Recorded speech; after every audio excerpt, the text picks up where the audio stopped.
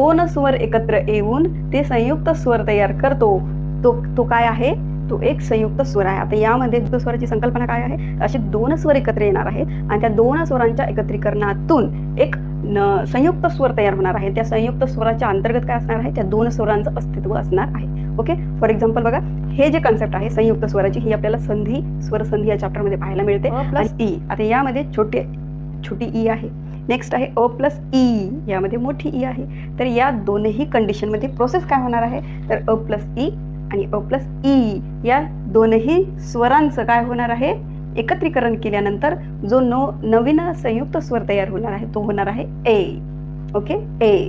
तर या ए या स्वरामध्ये, या ए या संयुक्त स्वरामध्ये काय आहे, या दोन स्वरांच्या गटांपैकी कोणता तरी एक गट असणार आहे। मग हा एक गट कशा पद्धतीने असणार आहे हे आपल्याला स्वरसंधीमध्ये आपल्याला ते शिकायला मिळणार आहे। ओके, आ प्लस ई आणि आ प्लस ई, तर ह्या दोन कंडिशन मध्ये ह्या दोन स्वरांच्या एकत्रीकरणाने गटाने काय होणार आहे, ऐ हा स्वर होणार आहे, ऐ।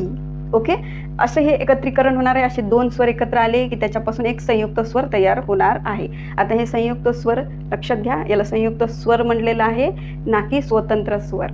ओके, नेक्स्ट आहे गट अ प्लस उ किंवा अ प्लस उ। मग या दोन्ही कंडिशन मध्ये एक संयुक्त स्वर होणार आहे ओ। ओके, प्लस उ आणि नेक्स्ट आहे आ प्लस उ। मग या दोन स्वरांच्या एकत्रीकरणातून, अशा या दोन दोन गटाच्या स्वरांच्या एकत्रीकरणातून काय होत आहे, एक नवीन संयुक्त स्वर तयार होत आहे।